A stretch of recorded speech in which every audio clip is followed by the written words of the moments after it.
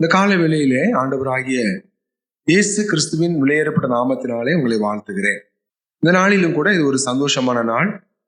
ஞானஸ்தானத்திலே சாட்சி கொடுத்த அருமையான பிள்ளைகள் சகாயம், பியூலா, வர்ஷினி, இந்த பிள்ளைகள் இன்றைக்கு கர்த்தருடைய பந்தியிலே அவர்கள் பங்கு கொள்ள இருக்கிறார்கள்.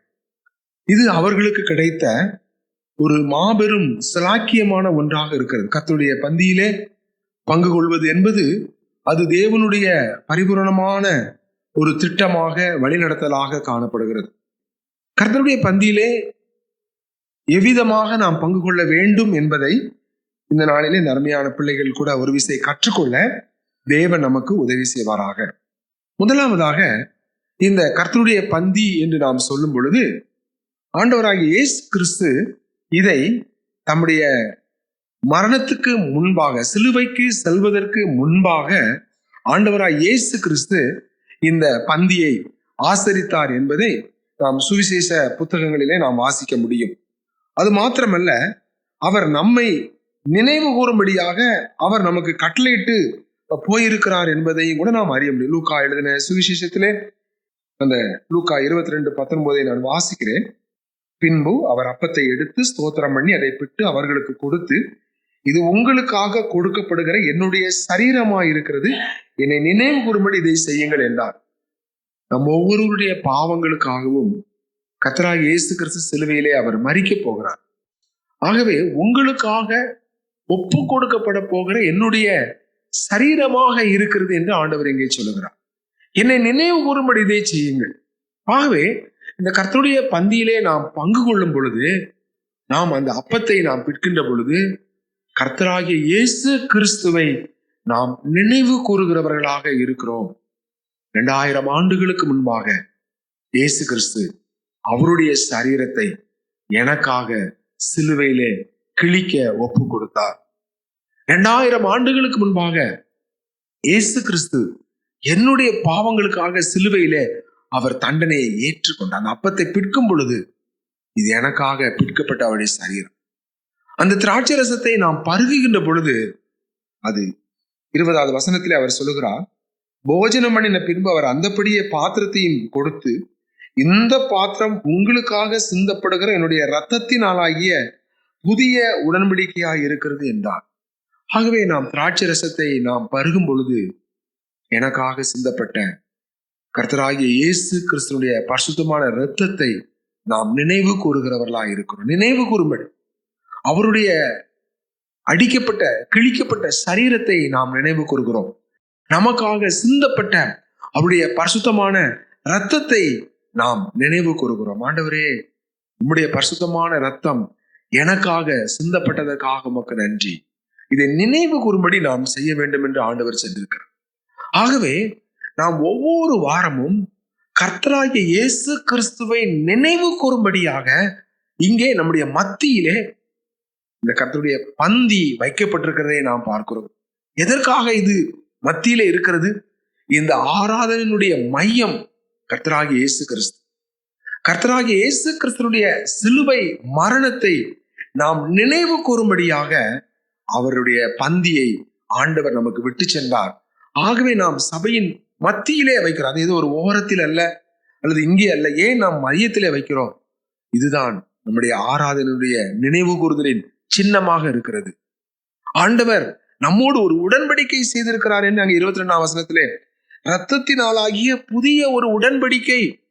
ஆண்டவர் நம்மோடு ஒரு உடன்படிக்கை செய்திருக்க. அந்த உடன்படிக்கை என்ன? நீங்கள் என்னை நினைவு கூற வேண்டும். ஆகவே நாம் ஒவ்வொரு வாரமும் கர்த்தருடைய பந்தியை நாம் ஆசரிக்கின்ற பொழுது நாம் கர்த்தரை நாம் நினைவு கூறுகிறவர்களாக இருக்கிறோம். அவருடைய மரணத்தை நாம் நினைவு கூறுகிறவர்களாக நாம் இருக்கிறோம். 1 கொரிந்தியரின் புஸ்தகத்திலே 10ஆம் அதிகாரத்திலே 16வது வசனம், 1 கொரிந்தியர் 10ஆம் அதிகாரம் 16ஆம் வசனம், நாம் ஆசீர்வதிக்கிற ஆசீர்வாதத்தின் பாத்திரம் கிறிஸ்துவனுடைய இரத்தத்தின் ஐக்கியமா இருக்கிறது அல்லவா? நாம் பிற்கிற அப்பம் கிறிஸ்துவனுடைய சரீரத்தின் ஐக்கியமாய் இருக்கிறது அல்லவா? மூன்றாவதாக இந்த 1 கொரிந்தியர் 10:16 நாம் வாசிக்கிறோம், ஒரு ஐக்கியத்தை நாம் வெளிப்படுத்துகிறவர்களாக நாம் இருக்கிறோம். முதலாவது இது அவரை நினைவு கூறுவதற்காக, இரண்டாவது, இது அவர் நம்மோடு செய்த அந்த உடன்படிக்கை, அதை நாம் உண்மையாய் நிறைவேற்றுகிறவர்களாக இருக்கிறோம். மூன்றாவது, கிறிஸ்துவோடு கூட உள்ள ஐக்கியத்தை நாம் வெளிப்படுத்துகிறோம். ஆண்டவர் சொன்னார், என்னுடைய அப்பத்தை புசித்து என்னுடைய ரத்தத்திலே பானம் பண்ணாதவனுக்கு என்னோட பங்கில்லை என்று ஆண்டவர் சொன்னார். இங்கே நாம் ஐக்கியத்தை வெளிப்படுத்துகிறோம். ஆகவே இந்த கர்த்தருடைய பந்தியிலே நாம் பங்கு கொள்வதன் மூலமாக தேவனோடு கூட உள்ள ஐக்கியத்தை நாம் புதுப்பித்துக் கொள்ளுகிறவர்களாக இருக்கிறோம். கர்த்தருடைய ஆராதனை எவ்வளவு முக்கியமானதாக இருக்கிறது, இந்த சபையின் ஐக்கியம் எவ்வளவு முக்கியமானதாக இருக்கிறது. இந்த கர்த்தருடைய பந்தி தேவனோடு கூட உள்ள நம்முடைய ஐக்கியத்தை புதுப்பிக்கிறதுக்கு ஏதுவா இருக்கிறது. நாம் இதிலே பங்கு கொள்ளாமல் போகும் பொழுது நாம் தேவனுடைய ஐக்கியத்தை நாம் இழக்கிறோம். நாம் தேவனோடு கூட உள்ள ஐக்கியத்தை நாம் புதுப்பிப்பதற்கு அல்லது அந்த ஐக்கியத்தை நாம் தொடர்ந்து கொண்டு செல்வதற்கு நாம் தவறுகிறவர்களாக இருக்கிறோம். ஆகவே கர்த்தருடைய பந்தியிலே பங்கு கொள்வது மிக மிக அவசியம். இந்த கர்த்தருடைய பந்தியிலே பங்கு கொள்வதன் மூலமாக ஆண்டவரோடு கூட உள்ள ஐக்கியத்தில், ஆண்டவரே நான் உம்மோடு இணைந்திருக்கிறேன், நீர் என்னோடு இணைந்திருக்கிறேன். 1 யோவான் 1:3 யோவான் எழுதுகிறார் அல்லவா? என்ன எழுதுகிறார்? நம்முடைய ஐக்கியம் பிதாவோடும் அவருடைய குமாரனாகிய இயேசு கிறிஸ்துவோடும் இருக்கிறது என்று நாம் 1 யோவான் 1:3 வாசிக்கிறோம். ஆகவே இந்த கர்த்தருடைய அப்பத்திலே நாம் பங்கு கொள்ளும் பொழுது கிறிஸ்துவோடு கூட உள்ள ஐக்கியத்தை நாம் வெளிப்படுத்துகிறவர்களா இருக்கிறோம். ஆண்டவர் எனக்குரியவர், நான் அவருக்குரியவர். எவ்வளவு ஒரு மேன்மையான ஒரு அறிக்கையை நாம் செய்கிறோம். அது எவ்வளவு ஒரு மேன்மையான ஸ்லாக்கியம். அவ்விதமாக நாம் செய்யும் பொழுது அது எவ்வளவு சந்தோஷத்தை நமக்கு கொண்டு வருகிறதாக இருக்கிறது. அவர் என்னுடையவர், நான் அவருக்கு சொந்தமானவன். அந்த ஐக்கியத்தை அங்கே நாம் வெளிப்படுத்துகிறவர்களாக இருக்கிறோம். அடுத்தபடியாக 1 கொரிந்தியர் 10 அதே அதிகாரம் 17 1 கொரிந்தியர் 10:17, அந்த ஒரே அப்பத்தில் நாம் எல்லாரும் பங்கு பெறுகிறபடியால் அநேகரான நாம் ஒரே அப்பமும் ஒரே சரீரமுமாய் இருக்கிறோம். இங்கே நான்காவதாக இந்த அப்பத்திலே நாம் பங்கு கொள்வதன் மூலமாக நாம் ஒரு தெய்வீக புதிய ஏற்பாட்டு சத்தியத்தை நாம் வெளிப்படுத்துகிறோம். என்ன? புதிய ஏற்பாட்டு சபை கிறிஸ்துவனுடைய சரீரம் என்று அழைக்கப்படுகிறது. அந்த கிறிஸ்துவனுடைய சரீரத்துக்கு கர்த்தராகிய இயேசு கிறிஸ்து தலையா இருக்கிறார். இந்த அப்பமானது கிறிஸ்துவனுடைய சரீரத்தை சுட்டி காட்டுகிறபடினாலே நான் அவரோடு கூட அவருடைய சரீரத்திலே நானும் ஒரு பங்காளியாக, அவயவமாக இருக்கிறேன். ஐக்கியத்தை வெளிப்படுத்தணும் அல்லவா? நான் அவருக்கு சொந்தமானவன், அவர் எனக்கு சொந்தமானவன். இப்பொழுது நான்காவது நாம் எதை வெளிப்படுத்துகிறோம்? என் சபையை கட்டுவேன், பாதாளத்தின் வாசல்கள் அதை மேற்கொள்வதில்லை என்று சொன்னாரே, அந்த கிறிஸ்து கட்டுகிற அவருடைய சபையிலே அது சரீரமாகிய சபை. அது சபை என்று சொல்லும் பொழுது அது கட்டடம் அல்ல, அது கோபுரம் வைத்தது ஒரு இடமல்ல. சபை என்பது ரட்சிக்கப்பட்ட கர்த்தருடைய பிள்ளைகளை கொண்ட ஐக்கியம். அது கிறிஸ்துவனுடைய சரீரம். அந்த கிறிஸ்துவனுடைய சரீரத்திலே நாம் ஒவ்வொருவரும் அவயவங்களாக இருக்கிறோம் என்று நாம் வாசிக்கிறோம். அதே 1 கொரிந்தியர் 12 27 நாம் என்ன வாசிக்கிறோம்? நீங்களே கிறிஸ்துவின் சரீரமாயும் தனித்தனியே அவயவங்களாயும் இருக்கிறீர்கள். நாம் கிறிஸ்துவின் சரீரம், பாடி ஆஃப் த கிரைஸ்ட். அது மாத்திரமல்ல, நாம் அந்த கிறிஸ்துவனுடைய சரீரத்திலே அவயவங்களா இருக்கிறோம். ஒரு சரீரம் என்று எடுத்து அதிலே கண் இருக்கிறது, அதிலே காது இருக்கிறது, அதிலே விரல்கள் இருக்கிறது, கை இருக்கிறது, கால்கள், இன்னும் பலவிதமான சரீரத்தின் உறுப்புகள் இருக்குது. இதெல்லாம் இணைஞ்சுதான், இந்த கைகள் கால்கள் எல்லாம் இணைந்துதான் சரீரம். ரட்சிக்கப்பட்ட நாம் ஒவ்வொருவரும் அவயவங்களாக இருக்கிறோம். ஒருவர் காலா இருக்கலாம், ஒருவர் விரலா இருக்கலாம், ஒருவர் கண்ணா இருக்கலாம், ஒருவர் செவியாக இருக்கலாம். இப்படி நாம் ஒவ்வொருவருமாக கிறிஸ்து சரீரமாய் இருக்கிறார். அந்த சரீரத்தின் அவயவங்களாய் இருக்கிறோம் என்கின்ற மேலான சத்தியத்தை இந்த கர்த்தருடைய பந்தியிலே நாம் பங்கு கொள்வதன் மூலமாக நாம் வெளிப்படுத்துகிறவர்களாய் இருக்கிறோம்.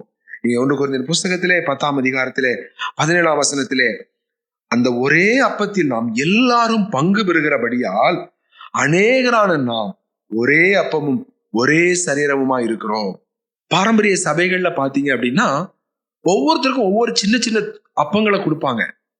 ஆனால் இங்கே நாம் அப்படி எல்லாருக்கும் சின்ன சின்ன அப்பத்தை நம்ம வைக்கல. நாம் இங்க எதை வச்சிருக்கிறோம்? ஒரே அப்பத்தை தான் வச்சிருக்கோம். கிறிஸ்துவனுடைய ஒரே சரீரம் நமக்காக சிலுவையிலே பலியிடப்பட்டது. அந்த ஒரே சரீரத்தின் அவயவங்களாக தேவன் நம்மை சபைக்குள்ளே கொண்டு வந்திருக்கிறார். நம்ம எங்கேயோ பிறந்தோம், நம்ம எங்கேயோ வளர்ந்தோம், எங்கேயோ வாழ்ந்து கொண்டிருந்தோம். ஏற்ற நாட்கள்ல தேவன் நம்மளை ரட்சித்து அவர் நம்மளை இந்த சபைக்குள்ளாக நம்மை கொண்டு வரும்படி நம்முடைய கரம் பிடித்து அவர் நம்மை நடத்தினார். அவரை நம்ம யாருன்னு தெரியாது, அவருடைய சபைன்னா என்னன்னே தெரியாது.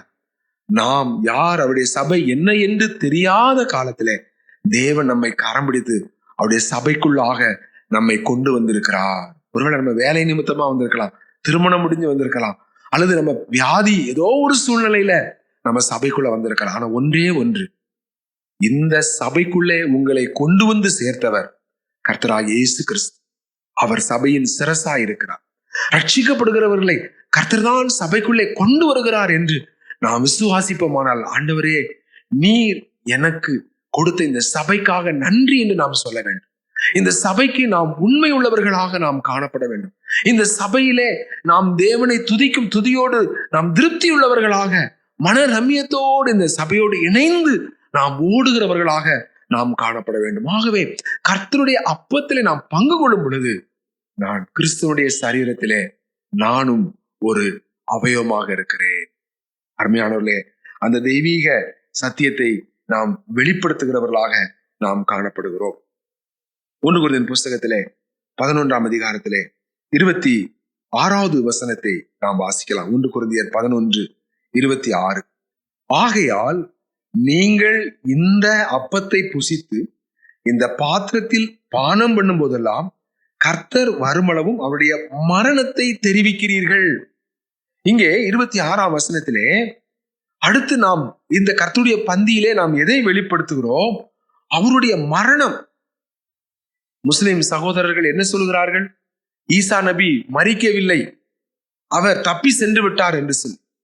எவ்வளவு வேதனையான ஒரு புரட்டு பொய் போதனை! ஆனால் தேவனுடைய வேதம் மிக தெளிவாக சொல்லுகிறது, அவர் உங்களுக்காக எனக்காக சிலுவையிலே மரித்தார். அவர் உங்களுக்காக எனக்காக சிலுவையிலே அவர் அடிக்கப்பட்டார். அவர் உங்களுக்காக எனக்காக சிலுவையிலே ரத்தம் சிந்தினார். பிதாவே, நம்முடைய கைகளிலே என் ஆவியை ஒப்புக் கொடுக்கிறேன் என்று சொல்லி தன்னுடைய ஜீவனை அவர் விட்டார். அவருடைய மரணத்தை நாம் விசுவாசிக்கிறோம், அவருடைய மரணத்தை நாம் தெரிவிக்கிறோம். அவர் எனக்காக மரிக்காமல் இருந்திருப்பாரானால் நான் மரித்து நரகத்துக்கு போயிருப்பேன். அவர் எனக்காக மரித்ததினாலே நான் இன்றைக்கு மரணத்துக்கு நீங்களாக்கி விடுவிக்கப்பட்டிருக்கிறேன். அவருடைய மரணத்தை நாம் தெரிவிக்கிறவர்களாய் இருக்கிறோம். யூதர்கள் அவருடைய மரணத்தை ஏற்றுக்கொள்ளுகிறாங்க. அவர் மரித்தது உண்மை, அவர் கல்லறையிலே வைக்கப்பட்டது உண்மை என்று ஏற்றுக்கொள்கிறார்கள். ஆனால் அவர் உயிர்த்தெழுந்ததை அவர்கள் ஏற்றுக்கொள்வதில்லை. யூதர்கள் இயேசுனுடைய உயிர்த்தெழுதலை ஏற்றுக்கொள்வதில்லை. முஸ்லிம்கள் இயேசு மரிக்கவே இல்லை என்று சொல்லுகிறார்கள். ஆனால் இயேசு மரித்தது உண்மை. யூதர்கள் இயேசு மரித்தார்கள், ஆனால் அவர்கள் உயிரோடு எழும்பவில்லை. உயிர்த்தெழவில் அவருடைய சீசர்கள் அவருடைய சரீரத்தை களவாடி கொண்டு போய்விட்டார்கள் என்று யூதர்கள் சொல்லுகிறார்கள். ஆனால் மரித்த கிறிஸ்து 3ஆம் நாள் உயிர்த்தெழுந்த கிறிஸ்துவாக அவர் ஜீவிக்கிறவராக இருக்கிறார். மரித்தேன், ஆனாலும் சதா காலங்களிலும் உயிரோடு இருக்கிறேன். நான் மரணத்துக்கும் பாதாளத்துக்கும் உரிய திறவுகோல்களை நான் வைத்திருக்கிறேன் என்று கர்த்தராகிய இயேசு கிறிஸ்து சொல்லுகிறார். ஆகவே இந்த கர்த்தருடைய பந்தியிலே மரணத்தை தெரிவிப்பதன் மூலமாக முஸ்லிம் சகோதரருடைய பொய்க்கருத்தை நாம் அங்கே தோற்கடிக்கிறோம். அடுத்து யூதர்களுடைய காரியம் என்ன? அவருடைய சரீரத்தை களவாடிட்டு போயிட்டாங்க.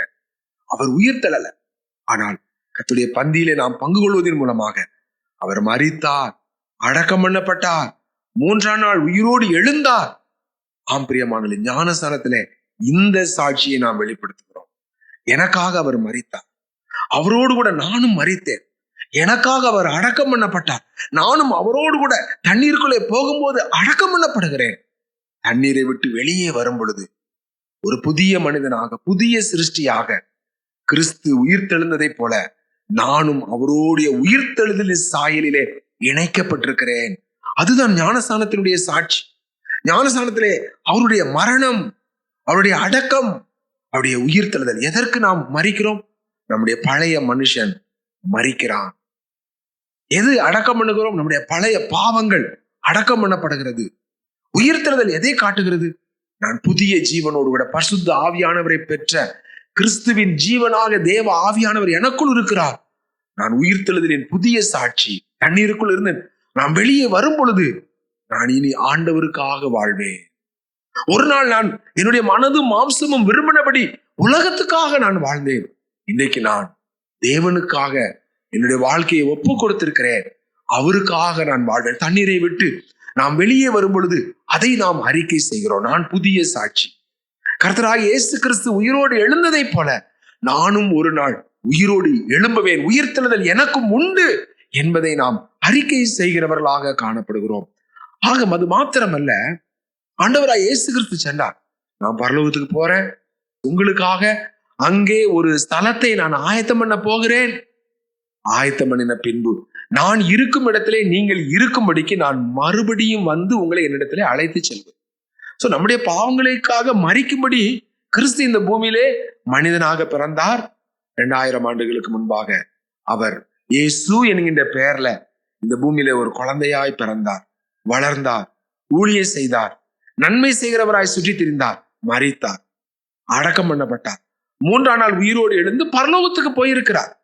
இன்னைக்கு பிரதான ஆசாரிய ஊழியத்தை செய்து கொண்டிருக்கிறார். நமக்காக பரலோக ராஜ்யத்தை ஆயத்தம் பண்ணி கொண்டிருக்கிறார். அவர் சொல்லியிருக்கிறார், ஒரு ஸ்தலத்தை உங்களுக்காக ஆயத்தம் பண்ணின பின்பு நான் இருக்கும் இடத்திலே நீங்களும் இருக்கும்படிக்கு நான் மறுபடியும் வந்து உங்களை என்னிடத்தில் அழைத்து செல்வேன் என்று சொல்லியிருக்கிறார். ஆண்டவர் திரும்ப வரப்போகிறார்.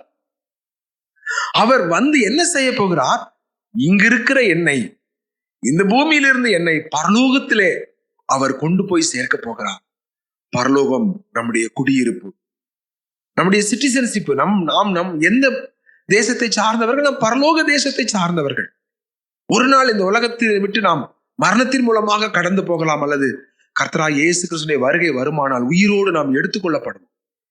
ஆகவே அவருடைய வருகையை நாம் எதிர்பார்த்து இந்த நாளிலே நாம் காத்து கொண்டிருக்கிறோம். ஆண்டவர் இந்த நாளிலே கூட வரலாம், இந்த இரவிலே வரலாம், அல்லது நாளை காலை வரலாம். கர்த்தர் எப்பொழுது வேண்டுமானாலும் வரலாம். அவர் நிச்சயமாக வருவார். அவருடைய வருகை 2 விதமாக இருக்கிறது. ஒன்று ரகசிய வருகை. நம்முடைய விசுவாசிகளை மாத்திரம் அழைத்துக் கொள்ளும்படி அவர் ரகசியமாய் வரப்போகிறார். அது அவிசுவாசிக்கு தெரியாது. அவர் மத்திய ஆகாயத்திலே இருப்பார், நாம் எடுத்துக்கொள்ளப்படுவோம். அது அவருடைய வருகையிலே ரகசிய வருகையா இருக்கிறது. பின்பாக அவர் பகிரங்கமாக வரப்போகிறார். அப்பொழுது அவர் எங்கே வருவார்? ஒலிவ மலையின் மேல் அவருடைய கால்கள் நிற்கும் என்று சொல்லப்பட்டிருக்கு. ஆகவே அவருடைய சபையை அழைத்துக் கொள்ளும்படியாக அவர் மத்திய ஆகாயத்தில் வர எக்காலம் துணிக்கும். ஆனால் அந்த சத்தம் அவிசுவாசிக்கு கேட்காது, கர்த்தருடைய பிள்ளைகளுக்கு கேட்கும். அதான் சொன்ன, என்னுடைய ஆடுகள் என் சத்தத்துக்கு செவி கொடுக்கும். அந்த சத்தத்தை கேட்ட உடனே நம்முடைய இருதயம் எல்லாம் களிகூறும். நம்முடைய வேதனை, நம்முடைய கண்ணீர், நம்முடைய பாடுகள் எல்லாம் மாறுகிறது. இந்த பூமியிலே கர்த்தருக்காக நாம் அனுபவித்த எல்லா வேதனைகளும் மாறுகிறது. நம்முடைய கண்ணீர்களை தேவன் துடைக்கிறவராய் இருக்கிறார். நம்ம நித்தியமாக பரலோகத்திலே கொண்டு சேர்க்கும்படியாக, என் மனவாட்டியே, என் பிரியமே, என் உத்தமியே, என் புறாவே, நீ எழும்பி வா என்று சொல்லி அவர் நம்மை அழைக்கிறார். அவரோடு கூட நாம் எடுத்துக்கொள்ளப்படுவோம். பிரியமானவர்களே, இந்த கர்த்தருடைய பந்தியிலே அதை நாம் வெளிப்படுத்துகிறோம். 26ஆம் வசனத்திலே, ஆகையால் நீங்கள் இந்த அப்பத்தை புசித்து இந்த பாத்திரத்தில் பானம் பண்ணும் பொழுதெல்லாம் கர்த்தர் வருமளவும் அவர் வரப்போகிறார். இங்கே 1 கொரிந்தியர் 11:26 அவர் வரப்போகிறார். இந்த கர்த்தருடைய பந்தியிலே நாம் பங்கு கொள்ளும் பொழுது நாம் வெளிப்படுத்துகிற ஆவிக்குரிய சத்தியம் என்ன? அவர் வரப்போகிறார். என்னை அழைத்துக் கொள்ளும்படியாக என்னுடைய நேசர் வரப்போகிறார். என்னுடைய மணவாளன் வரப்போகிறார். மணவாட்டியாகிய சபையை எடுத்துக்கொள்ளும்படியாக அவர் வரப்போகிறார். அவருடைய வருகையை அறிவிக்கிறவர்களாக இந்த கர்த்தருடைய பந்தி காணப்படுகிறதா இருக்கிறது. ஆகவே அருமையான தேவனுடைய பிள்ளைகளே, இது அவரை நினைவு கூறுகிற ஒரு பந்தி. இது அவர் நம்மோடு செய்திருக்கிற ஒரு உடன்படிக்கையாக இருக்கிறது. இது அவரோடு கூட உள்ள ஐக்கியத்தை உறுதிப்படுத்துகிற, வெளிப்படுத்துகிற ஒரு பந்தியாக இருக்கிறது. மாத்திரமல்ல, இந்த கர்த்தருடைய பந்தியானது அவருடைய சரீரம், நான் அவருடைய சரீரத்திலே ஒரு அவயவம் என்கின்றதை நாம், அவருடைய மரணத்தை நாம் வெளிப்படுத்துகிறோம், அவருடைய வருகையை நாம் வெளிப்படுத்துகிறவர்களாக நாம் இருக்கிறோம். அருமையான தேவனுடைய பிள்ளைகளே, இந்த கர்த்தருடைய பந்தியில நாம் எதை வெளிப்படுத்துகிறோம் என்பதை நாம் பார்த்தோம். இங்க நாம் பார்க்கிறோம் 27ஆம் வசனத்திலே, 1 கொரிந்தியர் 11:27, இப்படி இருக்க எவன் அபாத்திரமாய் கர்த்தருடைய அப்பத்தை புசித்து அவருடைய பாத்திரத்தில் பானம் பண்ணுகிறானோ அவன் கர்த்தருடைய சரீரத்தையும் இரத்தத்தையும் குறித்து குற்றமுள்ளவனாய் இருப்பான். எந்த மனுஷனும் தன்னைத்தானே சோதித்து அறிந்து இந்த அப்பத்தில் புசித்து இந்த பாத்திரத்தில் பானம் பண்ண கடவன். ஆகவே இவ்வளவு மேன்மையான இந்த பந்தியில நாம் தகுதியாக நாம் பங்கு கொள்ள வேண்டும். நம்மை நாமே நிதானித்து அறிந்து நாம் சோதித்து இந்த பந்தியிலே பங்கு கொள்ள வேண்டும் என்று 28ஆம் வசனத்திலே சொல்லப்பட்டிருக்கிறது. பொதுவா மற்றவர்களை சோதித்து அறிவது நமக்கு ரொம்ப லேசான காரியம். மற்றவங்களை நம்ம நிதானிப்பது, மற்றவருடைய தவறுகளை கண்டுபிடிப்பது நமக்கு ரொம்ப லேசான காரியம். ஆனால் ரொம்ப கஷ்டமான காரியம் எது தெரியுமா? என்னுடைய தவறை நான் கண்டுபிடிக்கிறதா எனக்கு கஷ்டம். அதனாலதான் சங்கீதம் 19ல தன் பிழைகளை உணர்கிறவன் யார் என்று தேவன் கேட்கிறார். யார் ஞானம் உள்ளவன்? தன்னுடைய பிழைகளை உணர்கிறவன் ஞானம் உள்ளவன். சத்துருவுடைய வேலை என்ன? அவன் சகோதரரை குற்றச்சாட்டுகிறவன். மற்றவர்களை குற்றச்சாட்டுகின்ற ஒரு ஊழியத்தை அவன் செய்து கொண்டிருக்கான். தேவனுக்கு முன்பாக இரவும் பகலும் விடாமல் சகோதரரை குற்றச்சாட்டுகிற ஒரு வேலையை சாத்தான் செய்து கொண்டே இருக்கிறான். ஏன்? சாத்தானுக்கு அவருடைய தவறு தெரியாது, மற்றவருடைய தவறு மட்டும்தான் என்ன செய்யும்.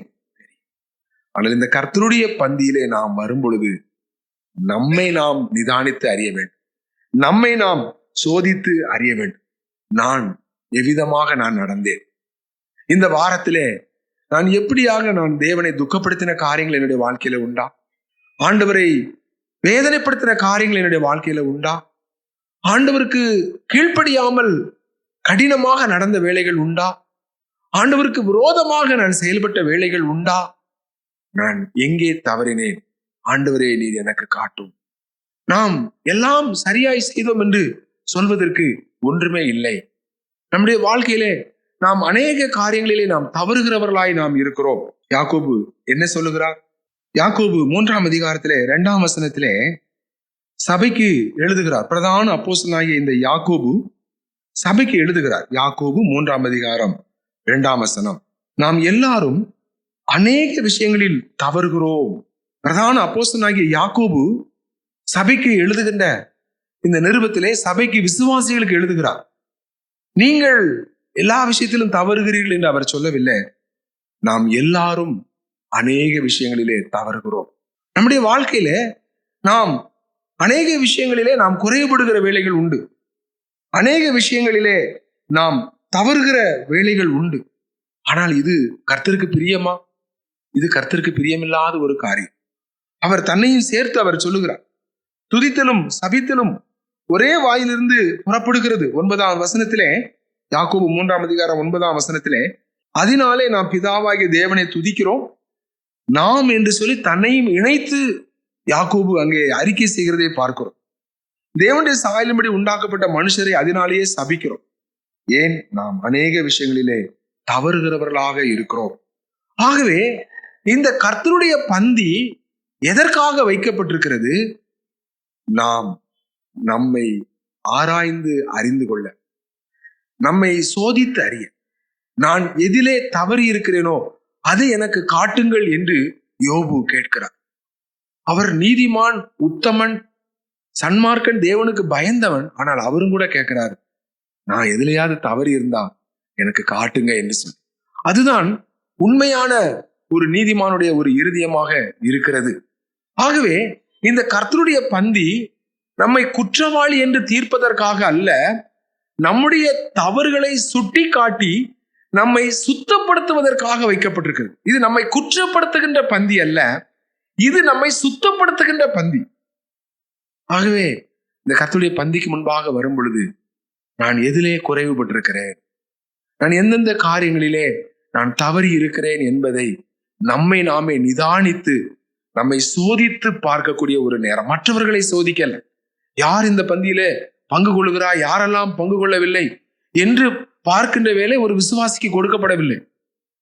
அது சபையிலே இருக்கிற பொறுப்பான சகோதரருடைய வேலை. யார் கர்த்தருடைய பந்திக்குள்ளே வருகிறார், யார் கர்த்தருடைய பந்தியிலே வராமல் இருக்கிறார் என்பது அங்க இருக்கிற ஊழியர்களுடைய வேலை. விசுவாசியுடைய வேலை என்ன? யாரெல்லாம் வருகிறா என்று சாத்தான போல நம்ம சிந்திக்கிறவில்லை. நான் சரியா இருக்கிறேனா, நான் எதிலே தவறி இருக்கிறேன், நம்மை நாமே நிதானித்து அறிகிற ஒரு வேலை. ஆகவே இந்த கர்த்தருடைய பந்தி நம்மை சுட்டி காட்டி சுத்தப்படுத்துவதற்காக தேவன் இந்த பந்தியை நமக்கு ஏற்படுத்தி கொடுத்திருக்கிறார். நீ சரியில்லை என்று சொல்லி நம்மை துரத்துவதற்கு அல்ல.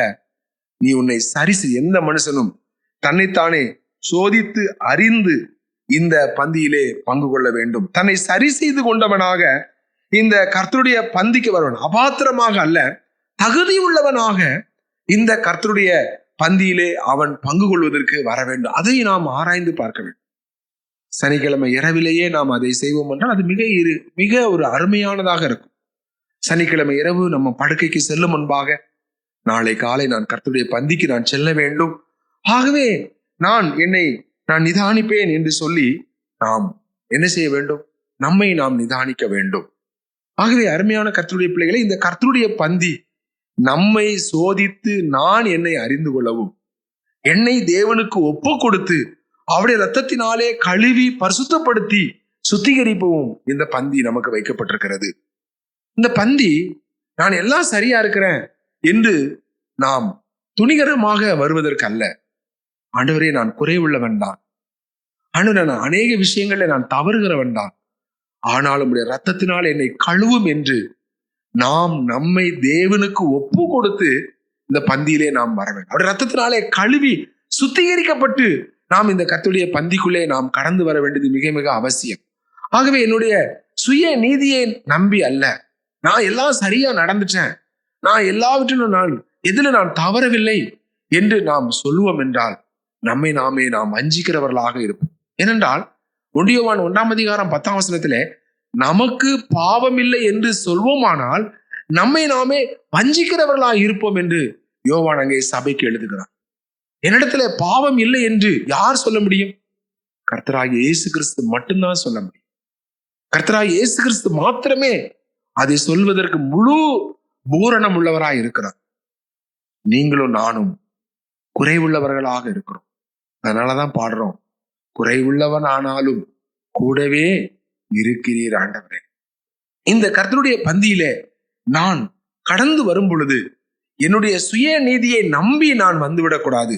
நான் சரியா இருந்து விட்டேன், இடத்துல எந்த பாவமும் இல்லை என்று நாம் அவிதமாக அறிக்கை செய்து வந்துவிடக்கூடாது. ஆண்டவரே, நான் பலவீனன் தான், நான் அநேக விஷயங்கள்ல தவறுகிறவன் தான், நான் விரும்புகிற நன்மையை செய்யாதபடி விரும்பாத தீமையை செய்யக்கூடிய ஒரு பலவீனனாகத்தான் இருக்கிறேன். ஆனாலும் உடைய ரத்தத்துக்குள்ளாக என்னை ஒப்பு கொடுக்கிறேன் ஆண்டவர். ரத்தத்தினால என்னை மூடிக்கொள்ளும், ரத்தத்தினால என்னை நீர் மூடிக்கொள்ளும். அவருடைய ரத்தத்தினால நாம் கழுவப்படும் பொழுது அவருடைய நீதியை நாம் தரித்துக் கொள்கிறவராக இருக்கிறோம். பிதாவாகிய தேவன் எதன் மூலமாக நம்மை ஏற்றுக்கொள்கிறார்? கர்த்தராகிய இயேசு கிறிஸ்துவின் ரத்தத்தை பார்க்கின்ற பொழுதுதான் பிதாவாகிய தேவன் நம்மை ஏற்றுக்கொள்கிறார். அவர் கிறிஸ்துவனுடைய நீதியை நம்மேலே அவர் தரித்திருக்கிறபடினாலதான் பிதாவாகிய தேவன் நம்மை ஏற்றுக்கொள்கிறார். அந்த நீதி கிறிஸ்துவனுடைய நீதி.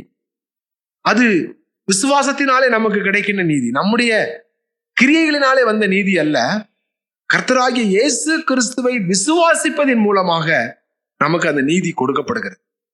அந்த நீதியை அவருடைய ரத்தத்தின் மூலமாக நாம் உரிமை பாராட்டி நாம் தேவனிடத்திலே நாம் வருகிறவர்களா இருக்கும். அதன் மூலமாகத்தான் பிதாவாகிய தேவன் நம்மை ஏற்றுக்கொள்ளுகிறார், அவர் நம்மை அங்கீகரிக்கிறார்.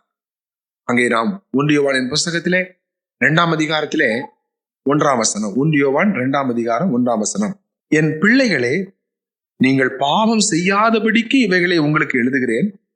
ஒருவன் பாவம் செய்வானானால் நீதிபரராய் இருக்கிற இயேசு கிறிஸ்து நமக்காக பிதாவினிடத்தில் பரிந்து பேசுகிறவராய் இருக்கிறார். இயேசு கிறிஸ்துனுடைய ஒரு முக்கியமான ஒரு ஊழியத்தை 1 யோவான் 2ஆம் அதிகாரம் 1ஆம் வசனத்திலே வாசிக்கிறோம். நாம் பாவம் செய்கின்ற பொழுது நமக்காக பிதாவாகிய தேவனிடத்திலே இயேசு கிறிஸ்து பரிந்து பேசுகிறவராக இருக்கிறார். அப்படியானால் என்ன? நான் இஷ்டம் போல நான் பாவம் செய்யலாமா? நான் துணிகரமாக பாவம் செய்யலாமா? அல்லது நான் பாவத்திலே நான் நிலை நிற்கலாமா? பிரியமானவர்களே, உண்மையாக ரட்சிக்கப்பட்ட ஒரு தேவனுடைய பிள்ளை அவன் பாவத்திலே நிலை நிற்க மாட்டான். கிறிஸ்துவை, தேவனை வேதனைப்படுத்துகிற ஒரு காரியத்தை அவன் செய்யும் பொழுது அவன் அதற்காக உண்மையாக மனம் வருந்துகிறவனாக, அவன் கண்ணீர் விட்டு கதறுகிறவனாக, தேவனே உம்மை நான் எவ்வளவாக நான் துக்கப்படுத்தி விட்டேன் என்று சொல்லி அவன் மனம் நொந்து தேவ சமூகத்திலே தன்னுடைய இருதயத்தை ஊற்றி ஜெபிக்கிறவனாக அவன் காணப்படுவான். அதுதான் உண்மையான ரட்சிக்கப்பட்டவர்களுக்கும் ரட்சிக்கப்படாதவர்களுக்கும் உள்ள மிகப்பெரிய வித்தியாசம். அதுதான். ரட்சிக்கப்படாதவன் பாவத்தை எளிதாக எடுத்துக்கொள்வான். ரட்சிக்கப்பட்டவன் பாவத்தை பாவம் என்று ஒத்துக்கொள்ளுவான். அதை ஒருபோதும் மறைக்க மாட்டான். அவன் தேவ சமூகத்துல நொறுங்குண்ட இருதயத்தோடு கூட அவன் அறிக்கை செய்வான். அவ்விதமாய் அறிக்கை செய்யும் பொழுது கர்த்தராகிய இயேசு கிறிஸ்து நமக்காக பிதாவினிடத்திலே பரிந்து பேசுகிறவராய் இருக்கிறார். எப்படி பேசுகிறார்? கர்த்தராகிய இயேசு கிறிஸ்து, ஆண்டவரே இவன் தவறு செய்து விட்டான், இப்பொழுது தவறுக்காக இவன் மனம் வருந்தி ஆண்டவரே இவன் மன்னிப்பு கேட்கிறான், நீர் அவனை மன்னிக்கும்படியாக என்னுடைய ரத்தத்தை உரிமை பாராட்டி கேட்கிறேன் என்று சொல்லி நமக்காக சிலுவையிலே சிந்தின ரத்தத்தை பிதாவாகிய தேவனுக்கு முன்பாக கர்த்தராகிய இயேசு கிறிஸ்து காட்டுகிறார். இவனை மன்னித்து விடும் ஆண்டவரே.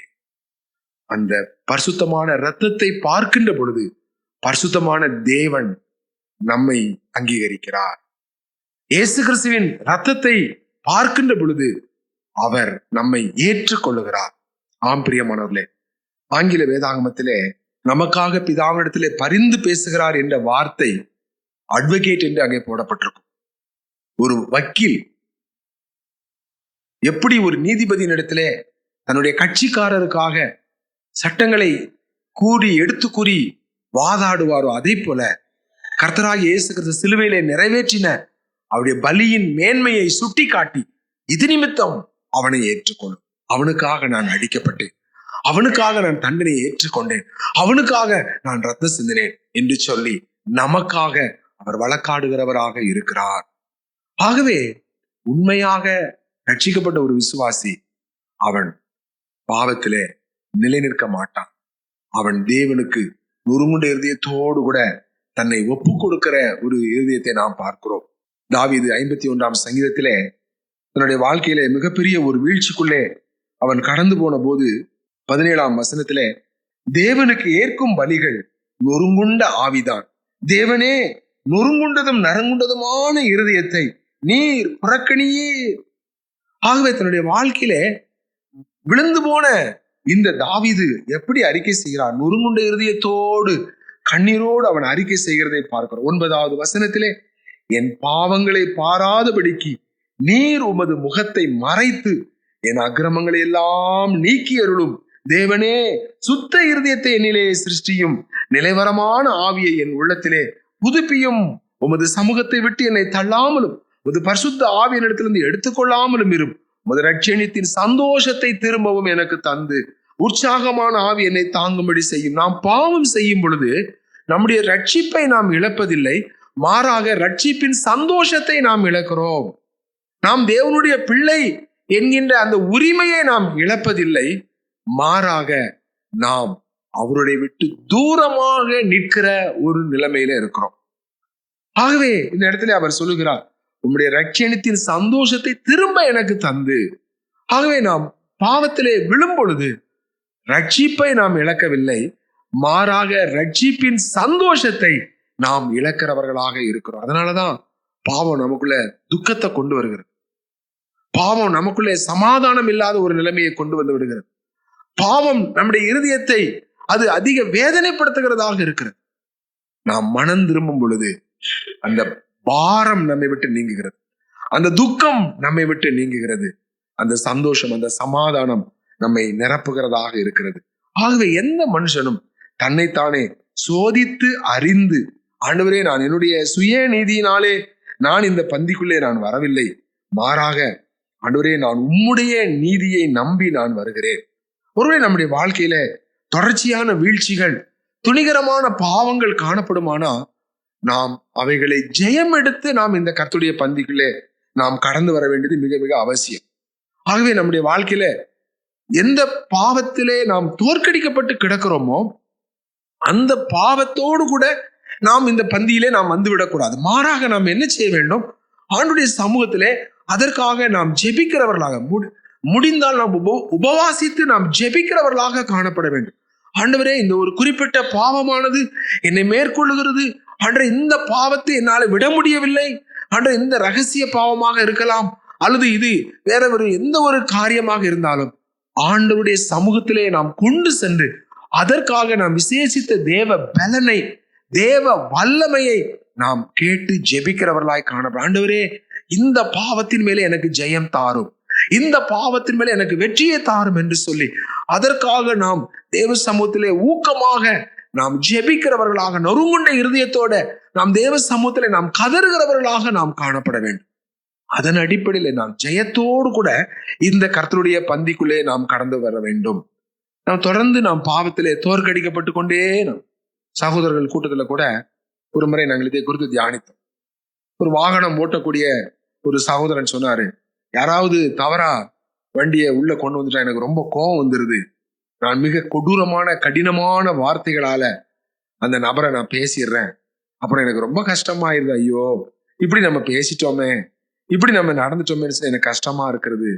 அப்புறம் திரும்ப கொஞ்ச நாள் நல்லா இருக்கு, ஆனா திரும்பவும் பார்த்தா அதே மாதிரி தான் வருது. நான் இந்த பந்தியில பங்கு கொள்ளலாமான்னு சொல்லி கேட்டேன். சவரன், நீங்கள் இந்த காரியத்திலே நீங்கள் போராடி கொண்டிருப்பீர்கள், ஆனால் சிறிது காலம் நீங்கள் கர்த்தருடைய பந்தியில பங்கு கொள்ளாமல் நீங்க அந்த குறிப்பிட்ட காரியத்துல சாந்தமும் நாம் மனத்தாழ்மையோடு கூட அதை மேற்கொள்ளத்தக்கதாக அந்த எரிச்சலில் இருந்தும், அந்த பொறுமையற்ற தன்மையில் இருந்தும், அந்த முன் கோபத்தில் இருந்தும், அந்த கோபத்தின் மூலமாக வெளிப்படுத்துகிற வார்த்தைகள் இருந்தும் விடுதலை பெறும் வரைக்கும் நீங்கள் போராடி ஜெபித்து ஜெயித்து ஜெயத்தோடு அந்த கர்த்தருடைய பந்தியில பங்கு கொள்ளுங்கள் என்று சொல்லி நாங்கள் சகோதரராக ஆலோசனை சொன்னோம். ஆம் அருமையானவர்களே, நாம் ஜெயம் எடுப்பதற்கு ஏதுவாக கர்த்தருடைய பந்தி நமக்காக வைக்கப்பட்டிருக்கிறது. ஆகவே இது நம்மை குற்றம் சாட்டுவதற்கு அல்ல, நம்மை சுட்டி காட்டி சுத்தப்படுத்தி ஜெயமுள்ளவர்களாக நம்மை மாற்றுவதற்கு தேவன் இந்த கர்த்தருடைய பந்தியை நமக்கு வைத்திருக்கிறார். கர்த்தர் தாமே இந்த நாட்களில் நாம் தகுதியாக இந்த கர்த்தருடைய பந்தியிலே பங்கு கொள்ள நம் ஒவ்வொருவருக்கும் உதவி செய்வாராக. நாம் ஜெபிக்கலாம்.